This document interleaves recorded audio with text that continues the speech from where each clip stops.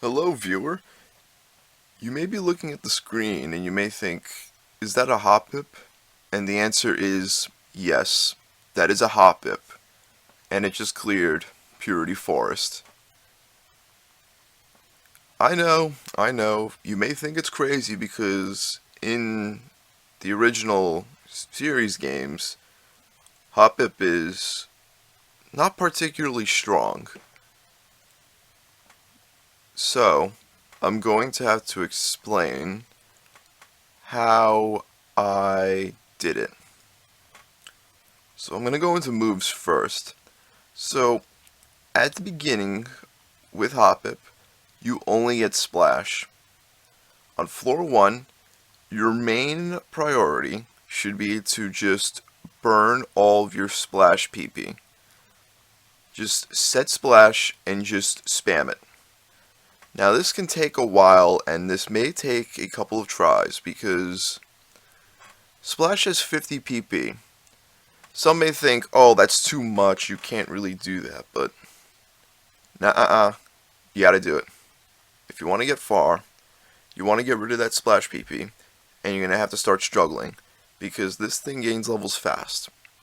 And then by level 5, according to Cerebi, by level 5 you get Tail Whip and Synthesis, but I only got Synthesis, and I never learned Tail Whip. So I don't know if this is a random, if the game randomly teaches it one of the moves, or if you learn, I don't know, but it never got Tail Whip. So I ended up getting Synthesis, which was very useful, but at the moment I needed to still do struggle strats, so I ended up burning up my Synthesis PP at level 5, and I continued to use struggle. It's not here as a move, but by level 10 you learn Tackle.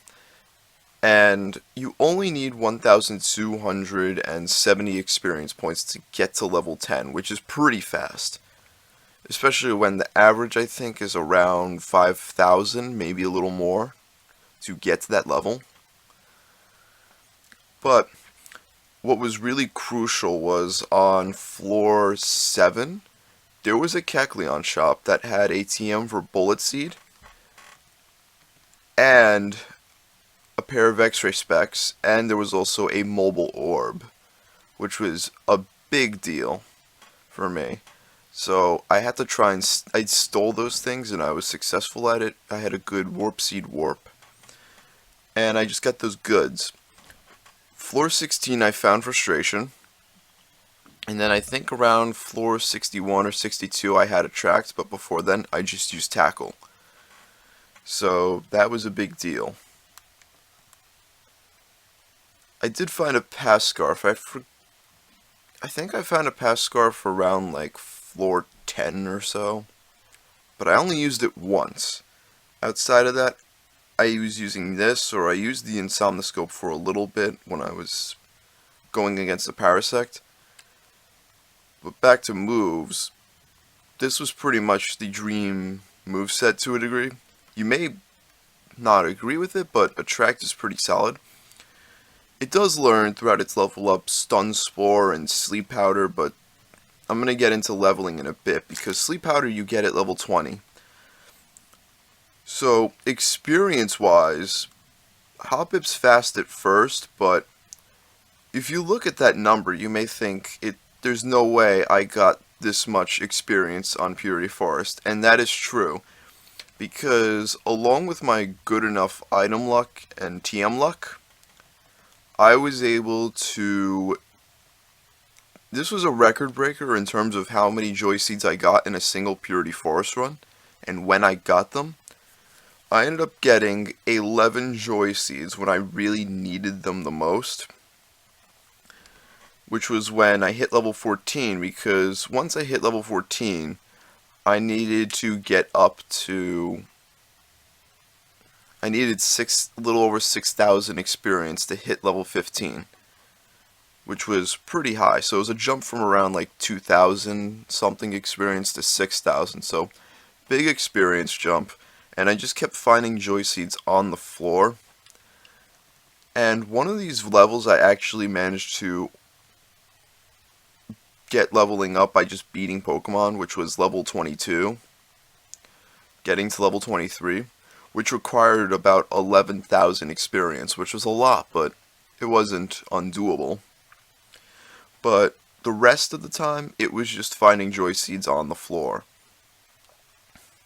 So that's why I'm at like 137,000 experience, which is a record breaker of getting experience in these dungeons. For this game particularly, because when I did Zero Island South, I managed to get 200,000, which that was truly a lot.